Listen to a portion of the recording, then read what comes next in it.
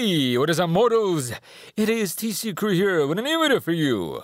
Welcome to part 5 of Season 1 of What If Deku was Miles Morales' Spider-Man. I just wanted to greet you guys by just saying, sit back and relax. You're in for a treat. So we begin. The mutation quirk user's reptilian-like body was thrown into the air as Spider-Man pulled on the web. Kurgiri examined the situation. There were 2 pro-heroes fighting a large group of villains. However, his goal was to separate the students and send them to the villains that were placed in other parts of the facility. The well-dressed villain noticed that there was one hero guarding the students.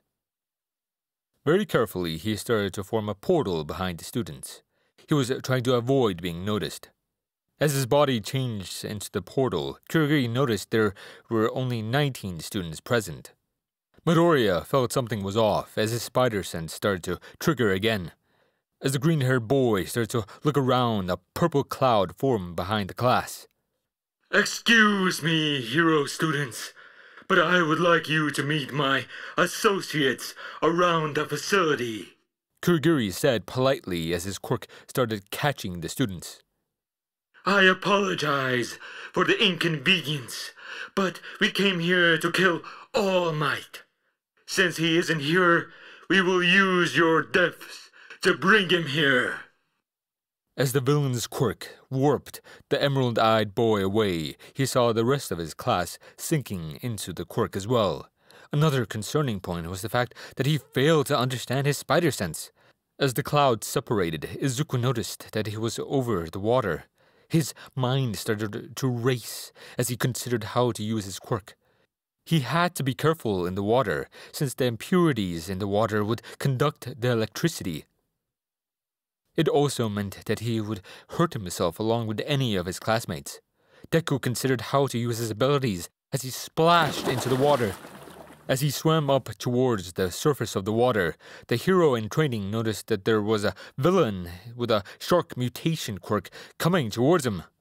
As Midoriya braced for impact, he continued to swim towards the surface. Just before the villain reached the green-haired boy, another student from Class 1A, a kick landed on the villain. As Tsuyu jumped off the villain, she used her tongue to grab her fellow classmate. Izuku felt himself get dragged away by his classmate. A few minutes later, the 2 students arrived at a boat.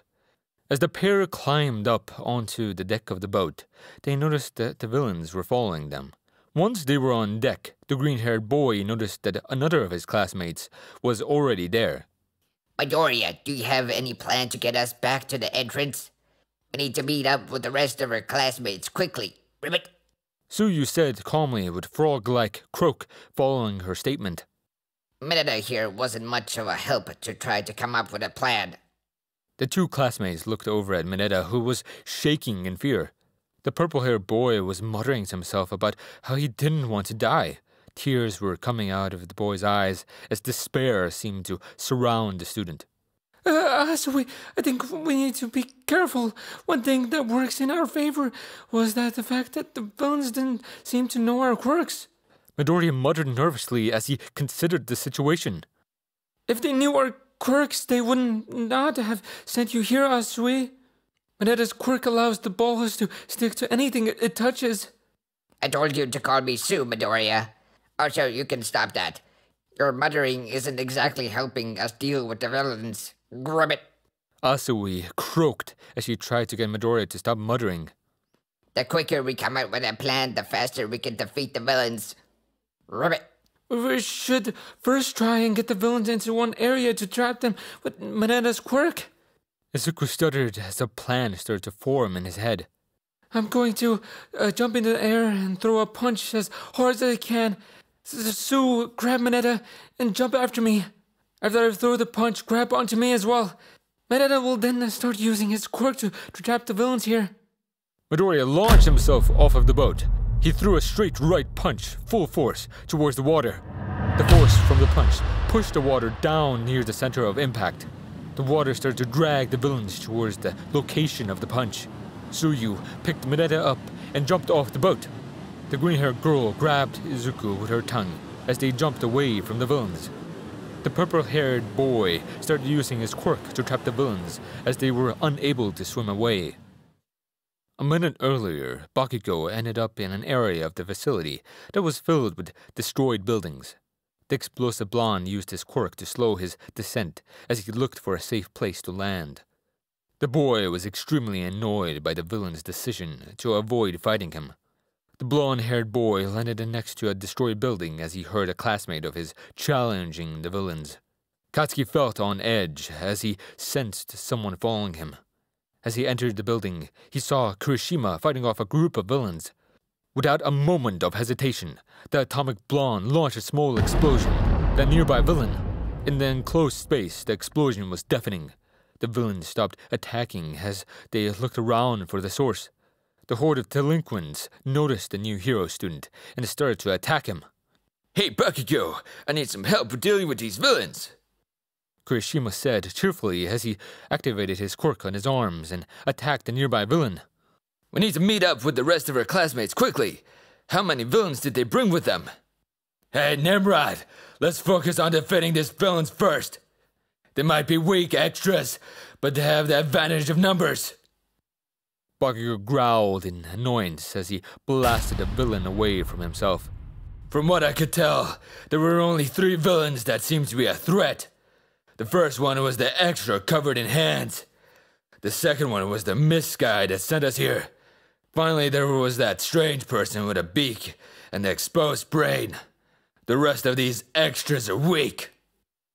The red-haired boy grunted in agreement as he hardened his left fist and punched another villain in the face. As the villain fell to the floor unconscious, another villain took his place. The blonde-haired boy blasted another villain into the wall. Once the villain was in the wall, he stopped moving. The atomic blonde noticed that the presence seemed to be waiting for something. The villains continued to attack for several minutes as the 2 heroes in training kept defending themselves. As time went on, the villains' numbers started to dwindle. Once all of the villains were defeated, Katsuki noticed that the presence started to approach him. The final villain had lunged at the blonde-haired boy. Bakugo grabbed the villain's head with his left hand. He then unleashed an explosion with his left hand, knocking the villain out. The 2 classmates were breathing heavily as they looked around the room. The villains' bodies littered the floor, and some were even stuck on the wall still. Ijiro walked over to his classmate. Both of them had several scuff marks on their hero costumes. The red-haired boy had no injuries. However, the blonde-haired boy had a few scratches all over his body. At the entrance of the facility, Kurogiri was returned over to where the villain covered in hands was. There had been a brief skirmish with the Hero 13. However, the bartender simply warped the hero back to UA. The villains' numbers were starting to drop as Aizawa was slowly knocking them out. Another villain was knocked out as Spider-Man hit him in the face with a right hook. "That's the annoying thing about these heroes. It's always a problem when they live up to the hype." Shigaraki grumbled as he scratched his neck in annoyance. All Might was supposed to be here, according to the information we received. Maybe if we kill some of his students, he will show up. I sent all of the students to different parts of the facility. I think they might have been warned about our plan. Kurogiri said politely as he appeared next to the blue-haired villain. Our intel said the class had 20 students in it. However, Eraserhead has the reputation for expelling students in his class. It's fine. We need All Might here. I see what the Green Goblin was saying.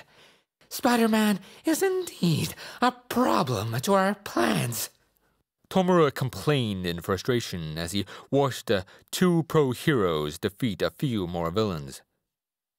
These heroes are so annoying with their high and mighty attitude.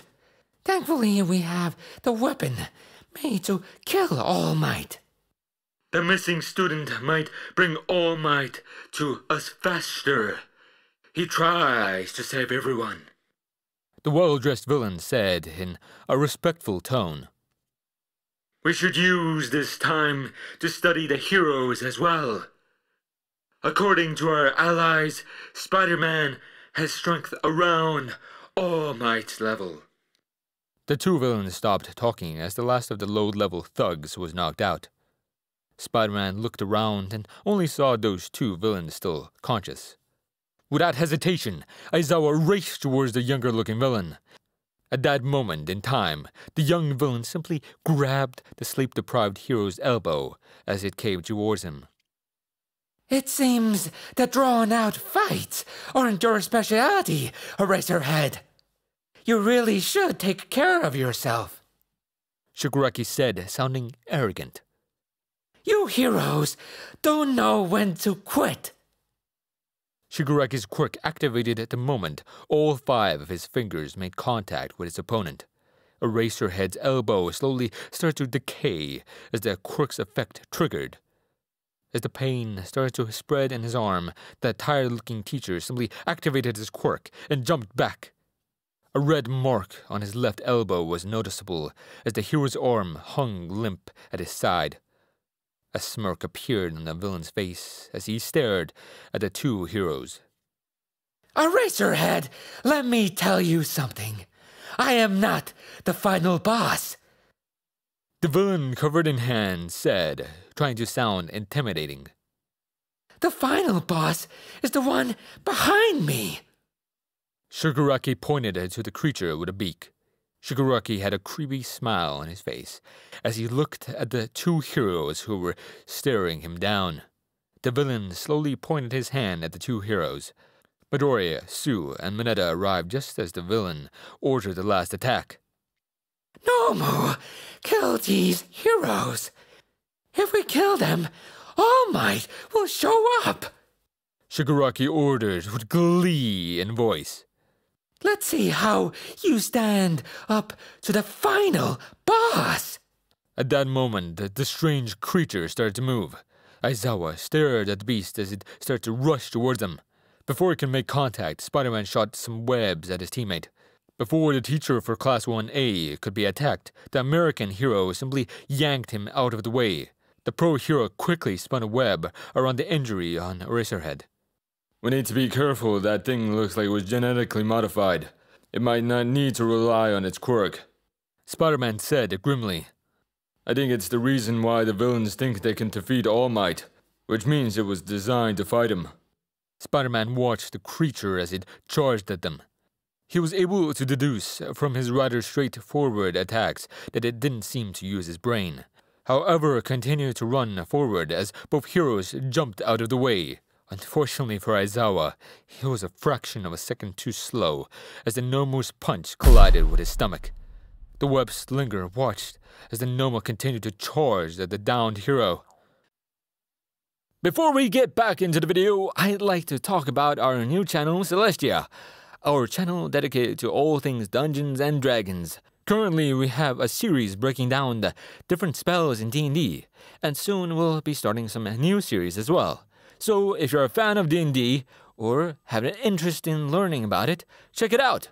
Additionally, if there is something you've always wanted to see get made into a video, head over there and leave a comment mentioning it. Before the Nomu could reach Eraserhead, Izuku intercepted the Nomu.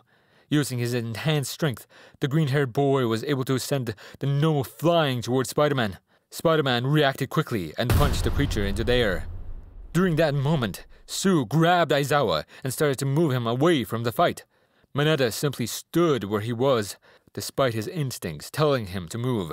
The purple-haired boy found himself frozen in fear. Shigaraki noticed that the Nomu was getting pushed back. He started to consider other options. He needed the Nomu to defeat All Might, and it was slowly getting pushed back by people weaker than the number one hero. While the blue-haired villain was scratching his neck in frustration, he noticed that one of the hero students was petrified in fear.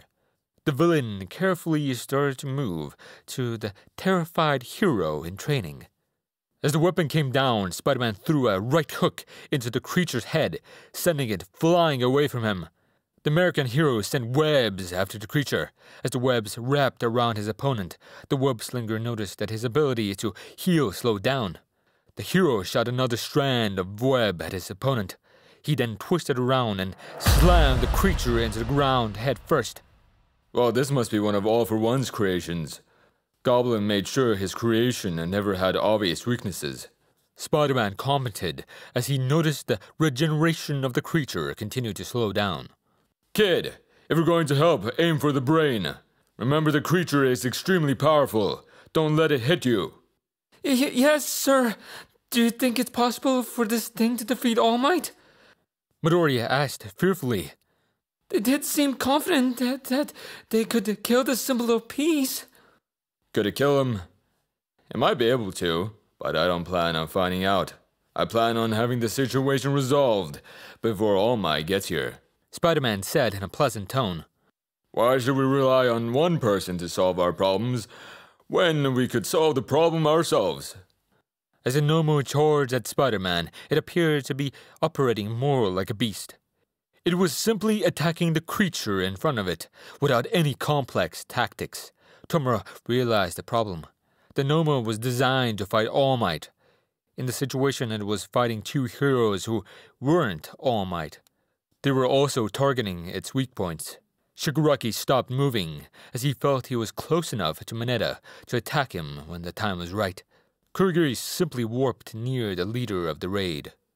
However, he grew concerned as he saw Midoriya punch Nomu in the back of his head. Green electricity was coming off of his fist just as it connected with the creature's head. The weapon simply stopped moving after Midoriya's attack. What should we do, young master? It seems these heroes are able to overwhelm the Nomu. Kurogiri said flatly as he examined the situation.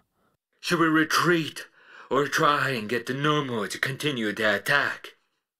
Kurogiri, if you weren't our way out of here, I would turn you to dust. We merely need to have the Gnomo target something else. Shigaraki grumbled maliciously. Nomo, kill the students! At this stage in the fight, the Nomu was reacting slower to the orders than normal. As it started to move, Bakugo and Kirishima finally arrived from the zone they were transported to. The scene before them was shocking as the creature started to run towards Midoriya. Katsuki noticed that the villain, covered in hands, was close to Mineta. The blonde-haired boy pointed to their terrified classmate. Kirishima, grab Mineta. That useless Xer is just standing there waiting for a villain to get him. Katsuki quietly grumbled in annoyance as he noticed what the purple-haired student was doing. We're trained to be heroes and this petrifies him. Can't let fear control us or we won't be able to save people. Alright, Bakugo, I will try and slip around the villain and start moving our classmate. Kirishima said quietly as he watched Midoriya dodge out of the way of the attack at the last second. What will you be doing while I try and help Mineta? What the nerd is doing. I'm going to help defeat the creature so we can focus on the two villains. Katsuki snarled in annoyance. Izuku dodged out of the way as the Nomu continued rushing towards him. The creature wasn't giving him any chance to attack. Spider-Man jumped right above the creature. He then shot two webs onto the ground. See, Kurogiri, we have nothing to worry about. The hero over there is getting sloppy. Shigaraki excitedly said. He missed the Nomu, and now it will hit the student. I'm starting to wonder if Dr. Octopus and Green Goblin are the smartest villains around. Spider-Man taunted as he used his web to propel himself towards the Nomu. Why do villains always assume I miss? Is there an award for being the dumbest villain in existence? I never said I was aiming at the Nomu. Shigaraki turned and faced Spider-Man. He watched as the pro-hero simply rocketed down towards the weapon. The hero's left foot collided with the creature's exposed brain. The force from the blow sent the Nomu's head straight into the ground. The creature lay there unmoving in the crater that formed around the impact site the creature had with the ground. Kirishima used Spider-Man's distraction to slip behind the two villains. He very carefully grabbed Mineta and picked him up. The redhead simply started to move closer to the stairs in an attempt to get away from the villain. As the Nomu started to move again, the hero jumped off of it. The web slinger gave a low whistle as the creature got up. I'm impressed. Whoever made this creature certainly knew how to make it durable. It just keeps getting back up every time we knock it down, Spider-Man said, sounding impressed. Now I know why the Sinister Six wanted to team up with All for One. The guy clearly knows how to train people to be more durable. Despite the beast's rather impressive durability, its regeneration had slowed down tremendously. Despite its appearance, it was starting to lose that threatening presence. It was clearly starting to run on fumes. Just before the creature could stand up fully, a series of explosive blasts hit the creature. Each explosion, despite the wide area of effect, managed to knock the Nomu down to the ground again. However, the explosion wasn't doing any damage to the creature. The Nomu simply started to stand up again. Being unable to see anything beyond the explosion, the weapon that was designed to kill All Might simply jumped up towards the explosions. Spider-Man noticed this and shot a web towards Bakugo. As that was going on, Kirishima arrived at the stairs. He quickly started to run up the stairs while holding Mineta. Katsuki felt the web stick onto his back. The yellow-haired boy was yanked away at the last second by the web. A fraction of a second later, the Nomu rocketed straight through the spot where the boy had been. In that moment, the atomic blonde saw his life flash before his eyes.